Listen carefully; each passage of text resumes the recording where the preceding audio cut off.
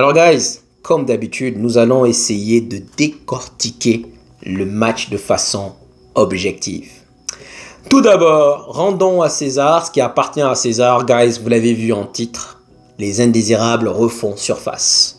J'aimerais faire une standing ovation pour Harry Maguire. Les gars, sincèrement, je l'ai insulté. Je pense que je l'ai énormément insulté d'ailleurs. Je l'ai traité de tous les noms.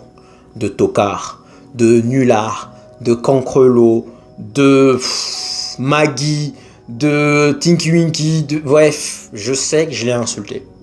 Maintenant, aujourd'hui, c'est lui qui nous sauve. Et même dans le fond, je l'ai trouvé pas mal. À un moment donné, je me suis dit, il y a peut-être 3 ou 4 joueurs qui ont peut-être la moyenne. Le reste, nul. Et parmi les 3 ou 4 joueurs, je pense que Maguire était dedans. Je pense que défensivement, il a tenu la baraque. On va y revenir sur Maguire donc après. Vous savez donc, généralement, la compo, elle est très importante. Et pour ceux qui me connaissent, généralement, quand j'arrive péter un plomb pendant le preview sur Facebook, 20 minutes avant le match, j'ai déjà vu la compo. C'est très rare que je me trompe. Très rare. Quand il y a un joueur qui fait tâche, c'est-à-dire un joueur pour moi sur lequel vraiment je n'en veux vraiment pas, je me dis ça peut passer, ce n'est qu'un joueur. Ça passe. Ça arrive souvent. Quand il y a 2 joueurs, je commence à grimacer. Quand il y a 3 joueurs, là je pète un plomb. Et jusque là, chaque fois que je pète un plomb, généralement, j'ai raison. Parce que je sais d'avance quel type de match nous allons voir. Et encore une fois, pendant 45 minutes, c'était la S. C'était la S. Oh. Je vais commencer par un joueur. Vous allez dire que c'est de l'acharnement. Non. Je commence par lui parce que ça fait 5 ans. Ça fait 5 ans que je le vois titulaire à Manchester United. Et ça fait 5 ans que je revois les mêmes matchs. Ça fait 5 ans qu'il est incapable, chaque fois qu'il joue en tout cas, que nous sommes incapables de construire du jeu. Comme il est incapable de contrôler, d'orienter, de faire des transversales, le ballon ne passe pas par le milieu. Il passe par les ailes, en ce moment les ailiers, voilà, et il revient. Donc ça fait 5 ans, je suis désolé, vous allez croire que c'est l'acharnement, mais non. Et il y en a qui me disent que c'est, je ne suis pas objectif. Alors, guys, tout celui qui me dit, vous savez de qui je parle, bien sûr, je parle de McTominay. Tout celui qui me dit je ne suis pas objectif, j'attends vos contre-arguments. Donnez-moi vos contre-arguments sur les actions qui fait que McTominay soit titulaire. Donnez-les-moi. Il y en a une sur laquelle Bruno lui fait la passe, il décale sur Garnacho tire, derrière cage vide, il ne la met pas. Bon, cette action-là, elle est à souligner, c'est vrai.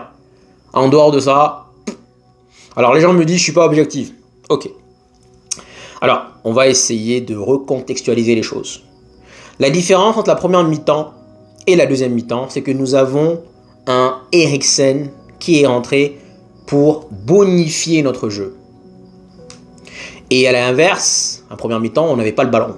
Ce qui fait que le 6, Amrabat, il a eu une sale journée, on va y revenir. Le 6 était beaucoup plus sujet à une vague d'attaque.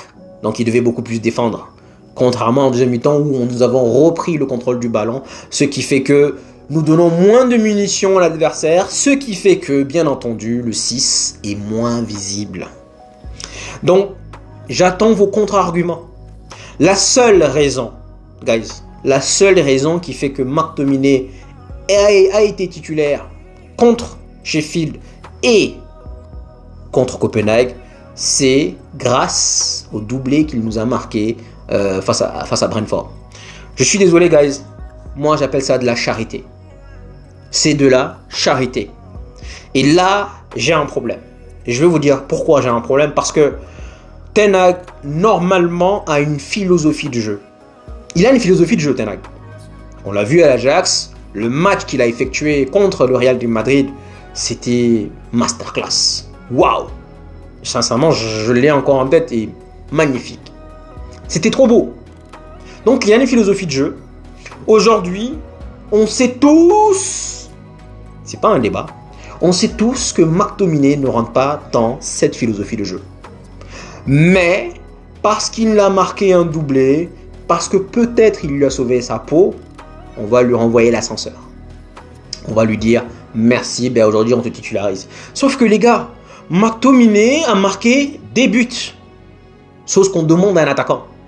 C'est pas un 10, McTominay, désolé du terme. Vous allez mettre McTominay en 10, pourquoi? Vous pensez que McTominay va venir contrôle orienté, passe décisive, transversale? Non! Sincèrement, non, guys! McTominay 10. Moi, ça me dérangerait pas, je l'ai dit, ça me dérangerait pas de voir McTominay rentrer 20 minutes à la place de Højlund. Parce que Martial, il sert à rien, honnêtement.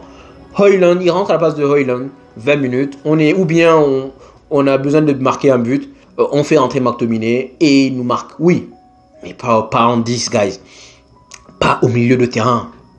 Chaque fois que McTominay joue au milieu de terrain, puisqu'il est incapable de ressortir le ballon, puisqu'il se cache. La dernière fois contre Sheffield, il a touché 9 ballons. Je répète, 9 ballons pour un milieu de terrain. Encore plus de Manchester United.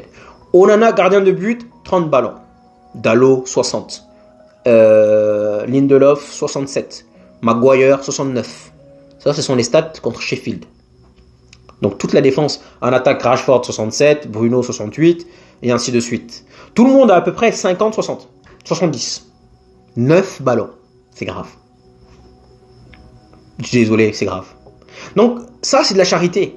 Et ce qui me dérange dans cette histoire, c'est que Ten Hag a une philosophie, mais au lieu de respecter sa philosophie, c'est-à-dire avoir une idée, avoir une vision et amener les gens à sa vision, nous faisons l'inverse. C'est-à-dire que là, il a une vision, mais c'est lui qui s'adapte aux joueurs. McTominay ne rentre pas dans sa vision, guys. McTominay ne rentre pas dans sa philosophie. Il était un indésirable récemment. McTominay ne rentre pas dans la philosophie de Ten Hag. Ça, c'est pas un débat. Vous l'aimez peut-être bien, mais c'est pas un débat. Et c'est là où j'ai un problème parce que je vais prendre le cas encore une fois de Guardiola quand il arrive à Barcelone. Eto'o était un excellent attaquant. Je pense d'ailleurs que c'est peut-être le meilleur attaquant africain. Ronaldinho était Ballon d'Or. Deco était un excellent joueur, excellent milieu de terrain. Yaya Touré, excellent milieu de terrain. On l'a encore vu à City. Mais comme ces joueurs-là ne rentraient pas dans sa philosophie, il leur a dit « Prenez vos clics, vos claques, laissez-moi les cloques. Ciao ». Ten Hag est en train d'essayer de s'adapter aux joueurs. Normal, guys. Normal pour l'instant, il n'y a pas de philosophie, il n'y a rien. C'est logique. Pas demander à un boxeur d'aller faire de la natation, d'aller faire le 100 mètres JO natation. C'est un boxeur.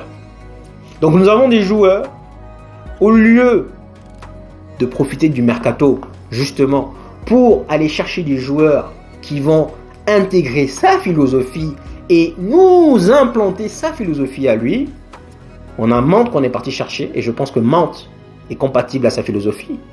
On a Mount qui est parti chercher et qui est sur le banc en train de pourrir sur le banc. Pour moi, c'est contradictoire. Et sincèrement, si Ten Hag ne fait pas attention, guys, pour l'instant ça passe. Maintenant, comme on l'a dit, c'est deux poids, deux mesures. C'est qui tout double. Soit il y a une énorme gifle qui nous attend, une gifle légendaire qui nous attend, soit c'est le temps que nous allons continuer à survivre, continuer à garder la tête hors de l'eau en attendant. C'est qui tout double, guys. Je sais pas dans quelle configuration nous sommes, mais qui tout double. Je pense qu'on aura un aperçu ce week-end. Donc pour moi, sincèrement, ça, c'est carton orange. Carton orange parce que nous, on t'a fait venir par rapport à ta philosophie. Et là, toi, tu arrives, jusqu'à aujourd'hui, tu es là à vouloir t'adapter. Et ça ne marchera pas. Ça ne marchera pas parce que donc là, c'est contradictoire. C'est contradictoire. Donc oui, là, on fait de la charité. Et je vais vous donner un exemple, un parfait exemple que j'ai en tête là. C'est le cas de Divock Origi. Pour ceux qui s'en souviennent, Barcelone avait étrillé Liverpool 3-0 au Camp Nou. N'est-ce pas? Vous vous en souvenez, guys? Ok. Au match retour, il y a 3-0 pour Liverpool, quel est le joueur qui marque le 4e but? Vous vous en souvenez? Divock Origi, parfait. Divock Origi marque le 4e but. Et tout Liverpool a célébré. Tous les fans de Liverpool ont été contents sur ce but-là. N'empêche, fin de saison, on lui a dit, prends tes clics, tes claques, laisse les cloques, par ici la sortie. Il n'y a pas de pitié dans le football. Il n'y a pas de charité. Donc là, je répète, la seule raison pour lesquelles McTominay a été titulaire pendant les 2 matchs, contre Sheffield et contre Copenhague, c'est parce qu'il a marqué un doublé. Mais le truc, c'est qu'il a marqué un doublé. Donc pour moi, c'est logique de le faire jouer. Si jamais tu veux le faire jouer, tu peux essayer un 3-5-2 et faire peut-être 2 attaquants. Peut-être. Højlund et McTominay. Peut-être. Mais tu nous remets au milieu de terrain. À la fin du match de Sheffield, il nous a dit la première mi-temps, elle n'était pas bonne. Aujourd'hui, il vient encore nous dire la première mi-temps n'était pas bonne. Il n'y a pas de hasard, guys. Dans la vie, il n'y a pas de hasard. Que ce soit en termes de santé, que ce soit en termes de richesse, que ce soit en termes de corps, que ce soit en termes de drague, que ce soit dans tous les compartiments, en termes de compétences, en termes de réussite, dans tous les domaines, il n'y a pas de hasard. Il n'y a pas de hasard dans la vie. La vie, elle est simple. Il n'y a pas de hasard. Donc, chaque fois que vous allez me voir venir péter un plomb pendant le preview, c'est que là, il y a 3 voire 4 joueurs, honnêtement, qui ne sont pas censés être là. Et voici les 4 joueurs. McTominay, Rashford, Bruno Fernandes et notre cher ami Anthony. Vous voyez, là, actuellement, Maguire, avant, j'allais vous dire, Maguire, c'était le 5e, forcément. Mais là, ça me dérange moins, actuellement. Actuellement, ça me dérange pas.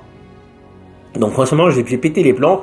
Et j'ai eu raison parce que, honnêtement, guys, pendant 45 minutes, je me suis fait... Franchement, je considère que je trade. Quand je vais au cinéma, quand je vais mettre un film, je trade mon temps pour essayer de prendre le maximum de plaisir.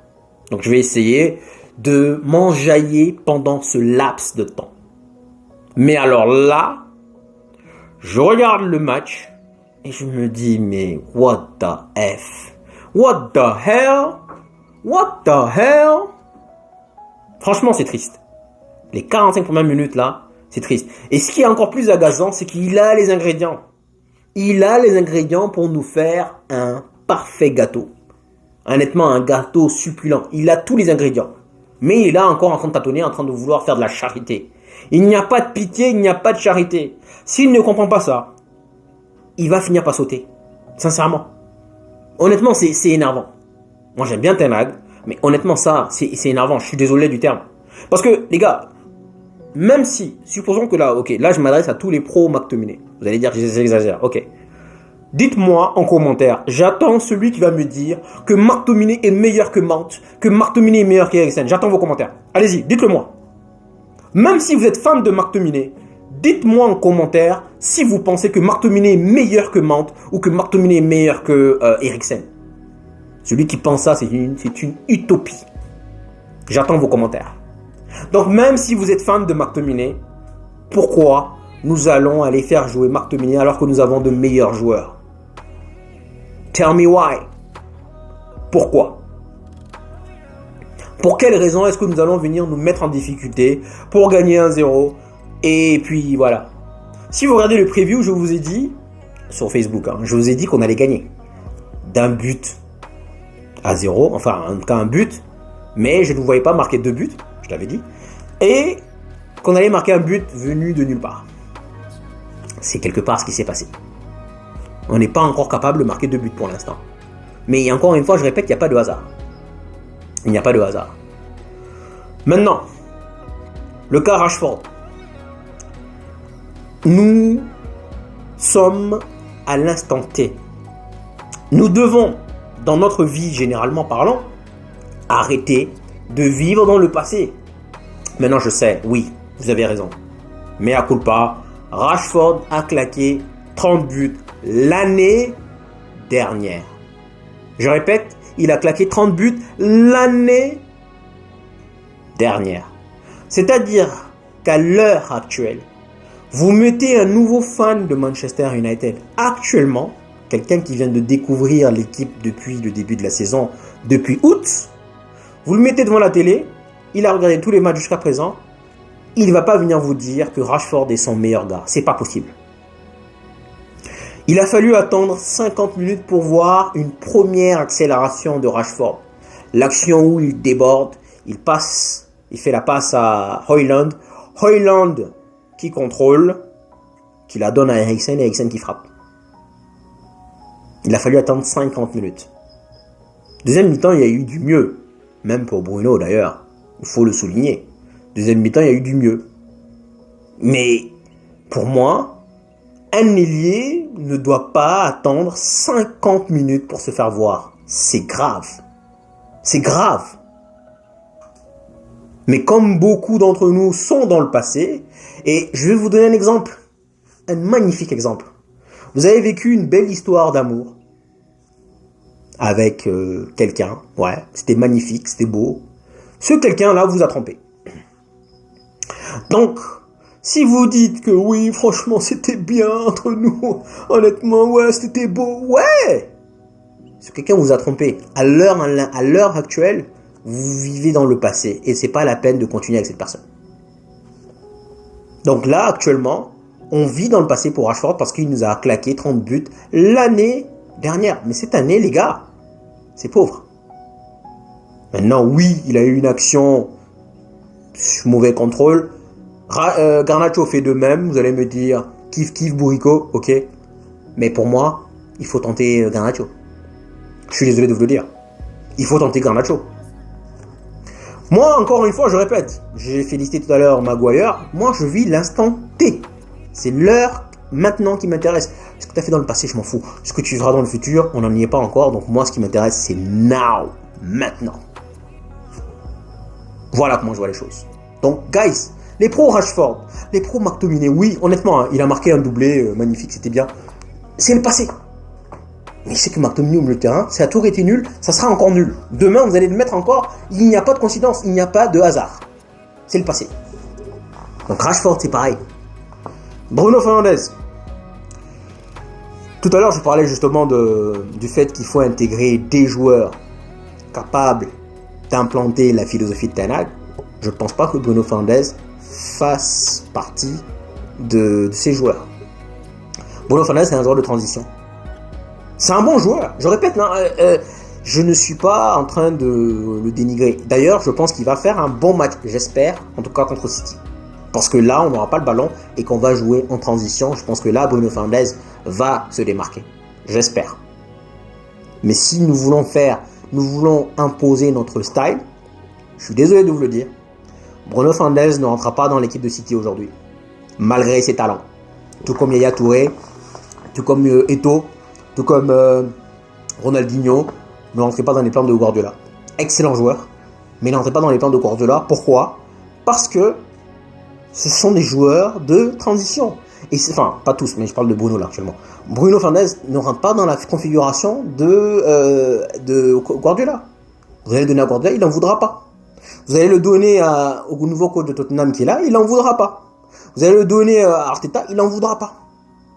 C'est pas que c'est un mauvais joueur. Mais moi, en fait, c'est ça, en fait. C'est qu'il y a deux choses qui me dérangent chez Bruno. La première, c'est qu'il joue tous les matchs. Et il joue 90 minutes. Le mec ne se repose jamais. Normal. Si tu joues, ben forcément, à un moment donné, tu auras moins de lucidité. C'est clair. C'est logique. Donc pour moi, il doit se reposer. Parfois, de temps en temps. Et de deux, c'est un joueur de transition qu'on veut nous imposer dans un, soi-disant, un jeu collectif.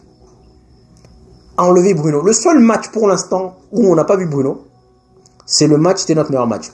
Ce n'est pas suffisant pour juger, je suis d'accord avec vous. C'est la raison pour laquelle je veux voir d'autres matchs. Je veux qu'on essaye d'autres matchs. Encore une fois, les pros Bruno, je ne suis pas en train de m'acharner sur Bruno, je suis en train de vous donner les raisons pour lesquelles, selon moi, Bruno, ça ne marchera pas. Il a fait une bonne deuxième mi-temps. La passe qu'il fait à Garnacho, elle est sublime. D'ailleurs, je le dis toujours. Bruno Fernandes, c'est un joueur qui fait des passes magnifiques dans l'espace. Mais la passe que Eriksen fait à Maguire, c'est une passe aimantée. Une passe, tu as l'impression que tu as juste à mettre ta tête. Tu as l'impression que elle arrive sur ta tête, paf. Elle est tellement belle que derrière, tu ne peux que marquer, normalement. Il faut déjà la marquer, mais voilà. Cette passe-là, Bruno ne peut pas la faire. On le voit sur le coup de pied arrêté. Premier rideau, bam. Il peut l'envoyer dans l'espace, mais il ne peut pas l'envoyer millimétré sur le joueur. Donc, pour moi, la solution, une des solutions, je suis désolé, j'aimerais voir Mount. Et c'est pourquoi je ne voulais pas voir Mount venir, c'est parce que je me suis dit, ben, jamais de la vie on verra Bruno sur le banc. C'est ça le problème. Donc voici, et j'allais oublier le quatrième joueur, oh là là. Les gars, vous vous rendez compte que Anthony, parfois je peux comprendre Sancho, et j'ai toujours dit que Sancho a raison jusqu'au moment où il fait son tweet. Qu'est-ce qu'Anthony nous fait, les gars, et sincèrement, honnêtement. En fait, il y a certaines personnes qui cherchent donc des excuses pour d'autres personnes. Vous cherchez des excuses pour d'autres personnes, quoi qu'il arrive. Et vous allez vous souvenir d'une action, voire deux actions dans le match. Vous allez me dire, il a fait ça. Mais les gars, on parle de 90 minutes. Je suis désolé, hein. On parle de 90 minutes. En 90 minutes, qu'est-ce qu'il fait? Il y a un truc qu'il nous fait toujours. La spéciale Anthony. Boum. Il enroule. Chose qui n'est jamais rentrée. Enfin, il a marqué contre Barcelone, c'est vrai. Mais généralement, c'est même pas cadré. Pourquoi Anthony joue? Il est parti au Brésil, tranquille, le mec il revient titulaire. Il a été 2 matchs, c'est lui qui est rentré en premier et maintenant il est titulaire. Donc, quand il y a 3 joueurs à l'instant T qui ne sont pas performants, ça commence à m'agacer. Et c'est pour ça que je pète un plan. Et généralement, comme je l'ai dit, j'ai raison. Ensuite, commençons par les joueurs. Onana, guys. Onana, je vous ai dit que je pensais qu'il allait devenir un bon joueur l'année prochaine. Je pensais qu'il allait avoir la même trajectoire que David De Gea et qu'au fur et à mesure, il allait s'adapter. Je vous ai dit ça. Bon, sincèrement, guys, il nous a coûté un but contre Bayern. Il nous a coûté un but contre Galatasaray. Il a coûté l'exclusion. D'ailleurs, j'ai même oublié. C'est la raison pour laquelle d'ailleurs Casemiro n'était pas là. C'est pas parce qu'il était blessé, c'est parce qu'il était exclu. Il était suspendu.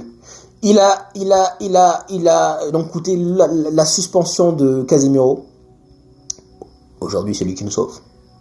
Magnifique. Et dans le preview, pour ceux qui ont vu sur YouTube, je vous ai dit, avant la pré-saison, j'avais un pressentiment que nous allions passer, que nous allons nous qualifier et que ça va être dur, mais je pense qu'on va aller loin. Maintenant, la gagner, c'est un autre débat. Mais chez nous, on dit babiser. C'est-à-dire, les jaloux vont maigrir, un truc comme ça. Ben, les babiser. Je dis pas qu'on est bon, hein. On est nul. Hein. Je sais dire ce qu'il faut. On est nul. On ne veut pas venir. Mais pour moi, c'est un tournant, guys. Ce penalty-là, s'il y avait match nul, on était éliminé. Donc ce penalty-là, il nous a coûté 2 buts. Il s'est rattrapé. On repart à 0. Ensuite, Dalot. Dalot, guys. Sincèrement, Dalot, à un moment donné, j'ai vu quelqu'un faire un centre. Et je pensais que c'était Anthony. Je me suis dit, mais il sait faire ça, lui? Waouh! Mais après, j'ai vu que c'était le numéro 20. Donc, je me suis dit, ouais, les gars, voici ce que moi je propose. Bissaka étant très bon défensivement, et c'est ce qu'on demande à un latéral, pourquoi pas ne pas essayer Dalot ailier droit? Bissaka latéral droit, Dalot ailier droit. Dalot arrive à déborder ses adversaires. Dalot arrive à faire des centres. Dalot arrive à faire des lucarnes comme il a marqué le week-end dernier. Chose que Bissaka n'allait jamais faire, guys. Il faut se dire la vérité. Dalot peut faire ça. Pourquoi pas ne pas essayer Dalot ailier droit? Je dis ça, je dis rien. Ten Hag ne le fera pas, mais pourquoi pas? Franchement, Dalot, moi j'ai bien aimé. Offensivement, enfin, il a fait quelques actions assez dangereuses, ce qu'Anthony ne fait jamais. Varane, il doit s'améliorer dans le jeu de tête. Pour moi, il est grand, il y a beaucoup de ballons qu'il peut prendre de la tête et il ne prend pas. Sinon, il nous a sauvé 2-3 fois où vraiment il y avait des actions assez chaudes et c'était Varane qui vient amener le ballon en corner. Donc, match correct, peut mieux faire. Maguire, guys, sincèrement, merci Maguire. Un grand merci à toi pour ce but. On s'en souviendra. Sincèrement, un grand merci. Et pour moi, les deux meilleurs joueurs de la première mi-temps, c'était Reguilon et Højlund. Reguilon, c'est un bon joueur. Là, on l'a sorti parce que oui, il revient de blessure. Et que il faut aussi le reposer, le préserver pour le match de City. Mais sinon, honnêtement, je pense que peut-être que je le préfère à chaud. C'est bizarre, mais dommage qu'on ne l'ait pas prolongé plus. Reguilon, honnêtement, je l'aime bien. J'étais pas content lors de sa venue parce que il nous avait recalé la dernière fois, mais bon, c'était surtout là une question d'ego, mais j'aime bien, j'ai beaucoup aimé son match. Amrabat, il a pris l'eau pour moi, mais encore une fois, il faut essayer Amrabat, Eriksen, Mount. Je vous jure qu'on verra un autre Amrabat. Je vous jure de ça. Ça, j'en suis sûr et certain. Quand on aura Amrabat, Eriksen, Mount, on aura le contrôle du ballon. Quand on aura le contrôle du ballon, on demandera moins d'efforts à notre 6. Mais Amrabat, Bruno, Marteminé, on prendra l'eau à chaque fois. On va refaire le match encore avec ce même milieu, on va refaire le même match. Je vous le dis maintenant. Bruno Fernandes, j'en ai déjà parlé. Marteminé, j'en ai déjà parlé. Rashford, j'en ai déjà parlé. Højlund, les gars, c'est une pépite. Højlund, c'est une pépite. La manière dont il contrôle le ballon, qu'il fait des déviations. Pépite. Il n'a juste pas assez de service, malheureusement. Anthony, j'en ai parlé. Garnacho, il doit la marquer. Il nous a marqué un but l'année dernière, je pense, contre West Ham. Mauvais contrôle, comme Rashford à la fin. Il doit la marquer. On a eu chaud, on aurait dû marquer le deuxième, le troisième, le quatrième. On aurait dû les marquer, on les a pas marqués. Et on a su des sueurs froides tout au long. Eriksen, masterclass. Je répète, le mot, c'est bonifier. Il a bonifié notre jeu à lui tout seul. Tout seul. Et c'est ça l'année dernière, c'est que l'année dernière, Casemiro jouait avec lui, Bruno jouait avant. Et puisque c'est le seul, pour moi, et Meno peut peut-être le faire. Mais là, Marteminé ne sait pas le faire. Bruno ne sait pas le faire. Ressortir le ballon et faire le lien entre le milieu et la défense, c'est Eriksen. Donc voilà, je crois que guys, j'ai tout dit. Je peux encore parler mais je pense que j'ai tout dit. Après, voilà. J'attends les commentaires des pros Rashford. J'attends les commentaires des pros Bruno. J'attends les commentaires de pros Marteminé. Anthony aussi, il en a quelques-uns, mais bon. Encore une fois, ces replis défensifs, les gars, je m'entends pour. Ce que je demande à un ailier, c'est d'être bon offensivement. Ce que je demande à un latéral, c'est d'être bon défensivement. Donc oui, à un moment donné, même Bruno, il fait un tacle, tout le monde applaudit. Ce n'est pas là où je l'attends, moi, en tant que 10. C'est bien, c'est beau, ok. Mais ça, je l'attends plus de Maguire, de Lindelof, de Varane, de Martinez et ainsi de suite. Bruno, je te demande de fluidifier notre jeu et puis, voilà, de bonifier ce que Eriksen fait. Bonifier notre jeu. Donc, pour moi, il faut juger les personnes au bon endroit. Qu'ils fassent des replis défensifs, on s'en fout. La vérité. Je crois que j'ai fait le tour, guys. Donc merci, et puis j'attends vos commentaires, j'attends surtout vos contre-arguments de ce que je viens de vous dire. Merci beaucoup, prenez soin de vous.